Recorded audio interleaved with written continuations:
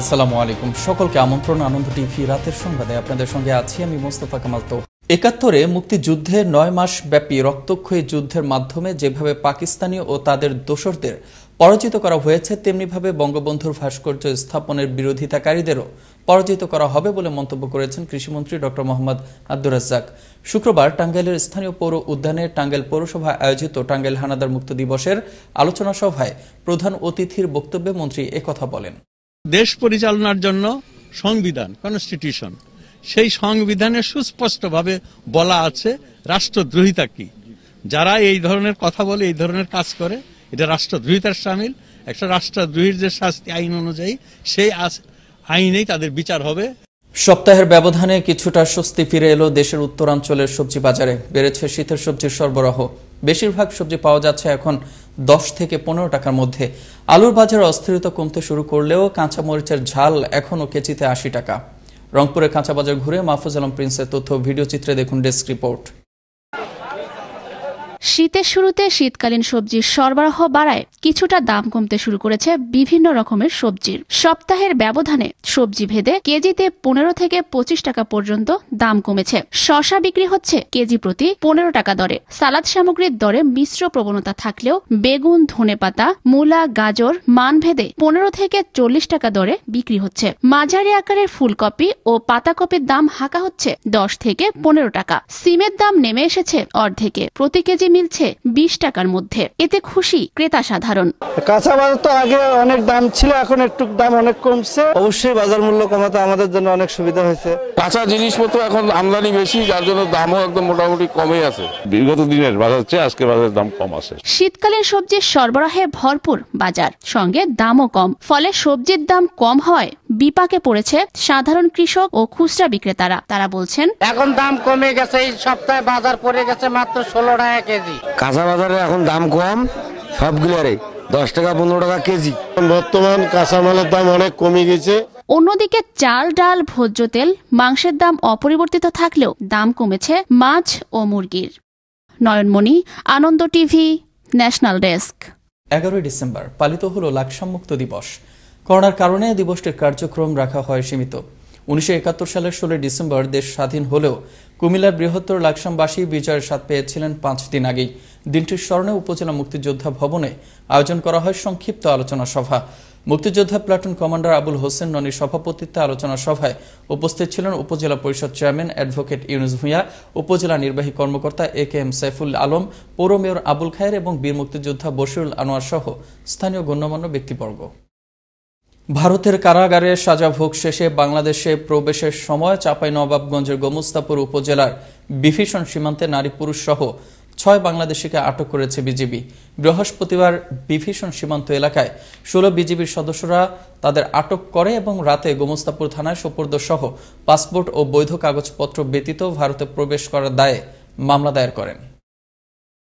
বিবাহ রেজিস্ট্রার না করলে কিংবা তালাক রেজিস্ট্রার আইনের ব্যত্যয় ঘটালে 2 বছরের কারাদণ্ড ও জরিমানা করা হবে বলে জানালেন নারায়ণগঞ্জ জেলা রেজিস্ট্রার কর্মকর্তা জিয়াউল হক। বলেন, প্রধানমন্ত্রী শেখ হাসিনার নির্দেশে বাল্যবিবাহের ক্ষেত্রে কোনো আপোষ করা হবে না।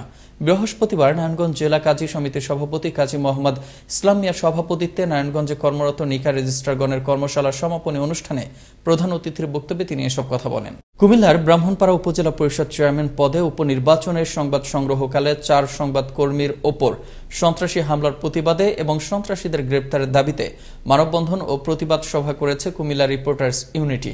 শুক্রবার কুমিল্লা প্রেস ক্লাবের সামনে সংবাদকর্মীদের ওপর সন্ত্রাসী হামলার প্রতিবাদে ও সন্ত্রাসীদের গ্রেফতারের দাবিতে ঘণ্টাব্যাপী এ মানববন্ধন অনুষ্ঠিত হয়।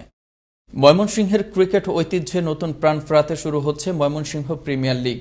ময়মনসিংহ মাস্টার্স ক্রিকেট অ্যাসোসিয়েশনের আয়োজনে আগামী 21 ডিসেম্বর শুরু হবে এ টুর্নামেন্ট। 5 দিনের টুর্নামেন্টের সবগুলো খেলা হবে সার্কিট হাউস মাঠে। মুজিব শতবর্ষের বিশেষ আয়োজন হবে 100 বলের নতুন ফরম্যাটে।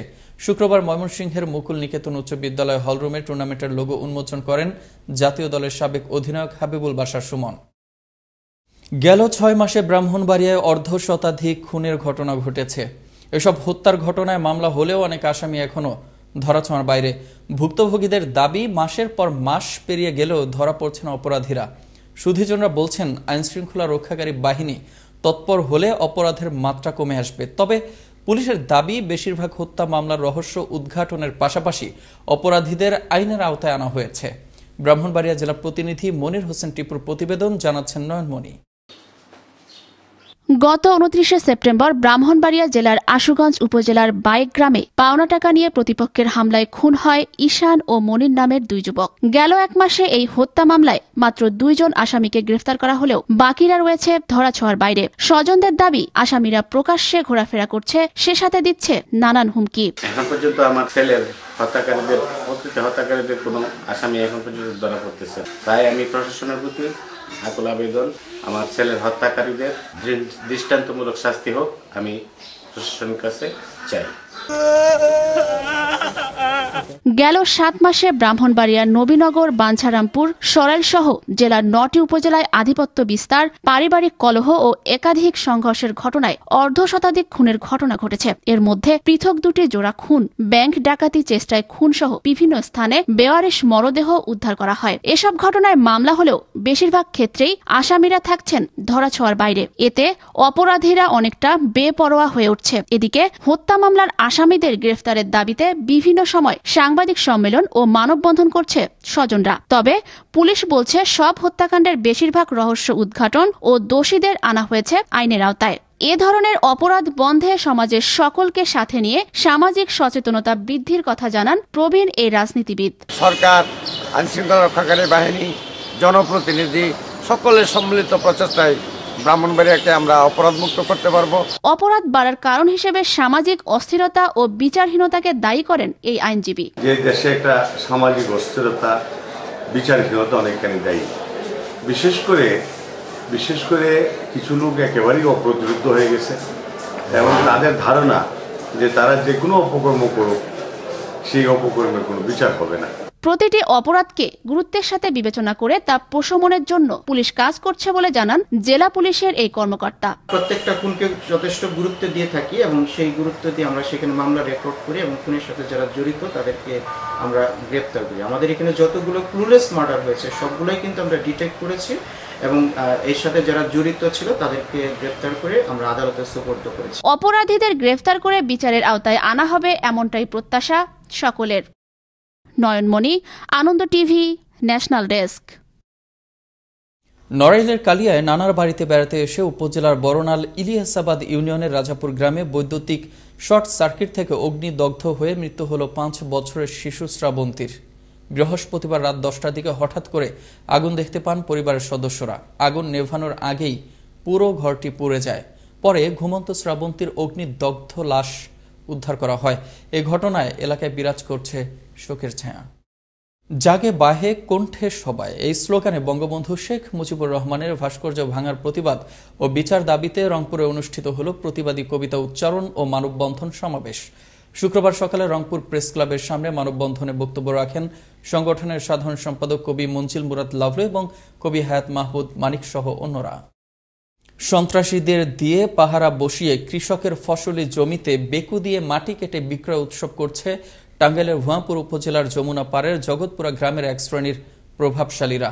অভিযোগ উঠেছে, রাজনৈতিক প্রশ্রয়ে ও প্রভাবেই স্থানীয় ইকোমিয়া ও তার দলবল দিনরাত মাটি কেটে নিলেও প্রশাসনের তদারকির অভাবে প্রতিকার পাচ্ছেন না ভুক্তভোগীরা। এই ছিল এখনকার মতো। করোনা থেকে আপনি এবং আপনার পরিবারকে সুরক্ষিত রাখতে সরকারি নির্দেশনা মেনে চলুন। আনন্দ টিভির সর্বশেষ সংবাদ এবং বিনোদন সবার আগে দেখতে ভিজিট করুন www.facebook.com/anondotvbd এই পেজে। ধন্যবাদ সবাইকে, শুভরাত্রি।